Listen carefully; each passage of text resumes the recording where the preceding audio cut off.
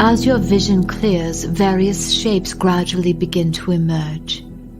A thin, flimsy mattress, coupled with a faded grey wool blanket, all of which are lying in a neat pile on a cheap plastic bed frame, screwed tightly into the floor. A piece of reflective metal is embedded in the wall above a small, rust-stained sink, and next to it sits a toilet with no lid.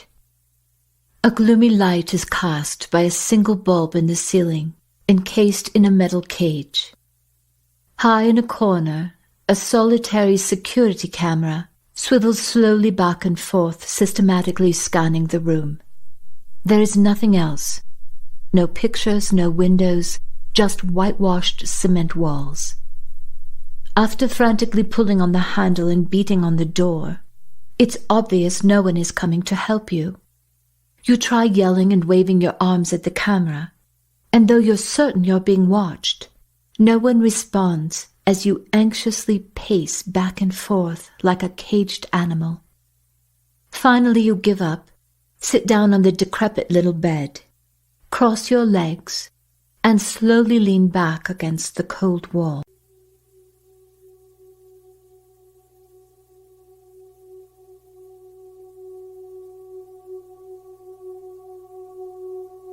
You take a deep breath.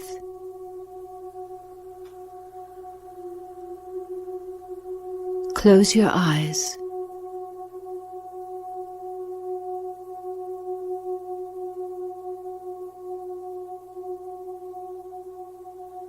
And vividly imagine yourself outside of this strange room.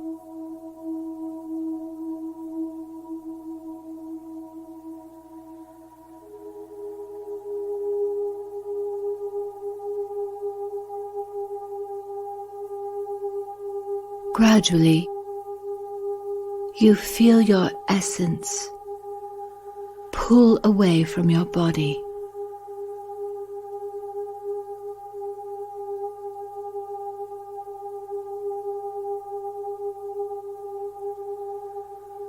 Until you are floating close to the ceiling.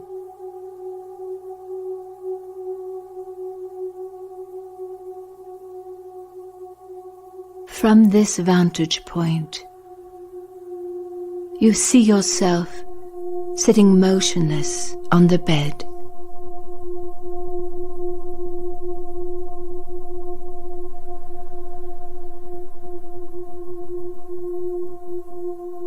You float along the ceiling,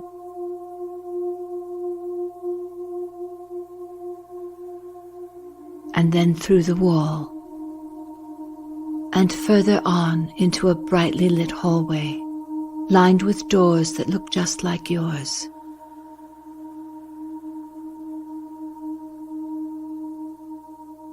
You continue on and find yourself in a large community room. The television seems fairly new, but the couches, tables, and chairs appear to be at least 20 or 30 years old. As you drift through the open doors leading to the intensive care unit, you immediately see Matthew, lying in a hospital bed, unconscious and on life support. You gently float in to see him, but quickly realize he's in a coma and unaware of your presence. Unconcerned, you float back out of the ICU and return to the community room. This time you notice a middle-aged woman with deep brown eyes and black curly hair streaked with grey, dressed in green scrubs and fluffy pink slippers. There is a deck of cards sitting on the table in front of her, and as you float closer, the woman looks directly at you. "Sit down, my dear. I'm Itzel. I've been expecting you," she says, hooking a chair with her foot and pushing it away from the table. You sit down. Without a word, Itzel shuffles the deck and spreads the cards out face down in a perfect arc on the table. "Do you know you're playing a game? Do you remember asking me to do this for you a long, long time ago, before you were even born?" Shaking your head, you say, I don't know what you're talking about. It's all right. Just remember, it's all a game. Now go ahead and pick 3 cards, one at a time. Obediently, you point to a card, and itself flips over the Death card. The picture shows Death himself portrayed as a skeleton wearing armor and holding a black flag with the Roman numerals XIII in white. His horse is carefully stepping over a dead man with a woman and child watching. Standing in front of the horse and rider is a bishop dressed in yellow paying homage to Death. With an inexplicable, penetrating look, Itzel says, You cannot resist death, nor conquer it. The white horse is a symbol that death is the ultimate purifier, like the sun that dies at night and is reborn every morning. It means you can die and be reborn fresh and new. But notice, this card is upside down, so the meaning is also reversed. Sudden, unexpected change is coming, and you must know that everything within you will resist that change. Death always includes transformation, but if you refuse to change, you will be trapped, stuck in limbo. Do you understand? You look at her blankly. Some hazy, distant part of you does understand, but you say nothing. Pick another card, darling. You point to the Hermit, which is also turned upside down.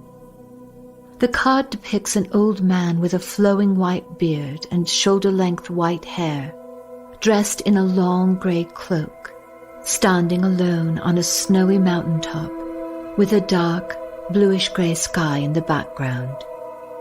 He carries a staff in his left hand and holds aloft a lantern with a glowing 6-pointed star in the center. As you can see, this card is reversed, but in the upright position, it is a symbol of wisdom and the sharing of knowledge with others. More than anything, it represents a deep awareness of yourself, an awareness that can only be gained through isolation. But the meaning is reversed, which means you will not choose to be alone or go within. Your isolation will be unwelcome, forced upon you. There will be a separation from someone you care for deeply, and it will bring you overwhelming emptiness and pain if you resist. But notice, the hermit wears the gray cloak of invisibility, and in this very moment you are invisible to everyone but me. So there is potential here if you don't resist what is now happening. Without being asked, you point to a third card, and you're immediately relieved to see that finally one of the cards is upright, until you see that it's the Devil. The card portrays a satyr, an unappealing creature, part man, part goat, with large horns sprouting from his head and gigantic vampire bat wings emerging from his back.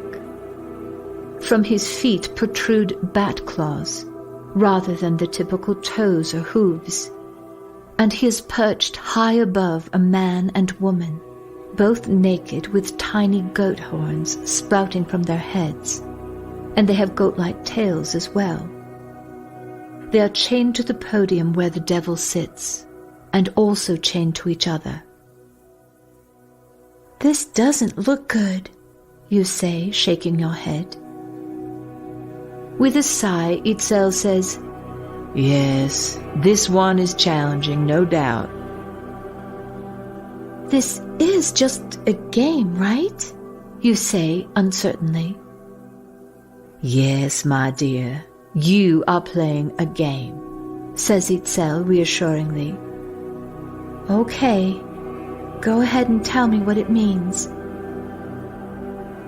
This card represents an actual person who, like a bat, sucks the life out of his prey.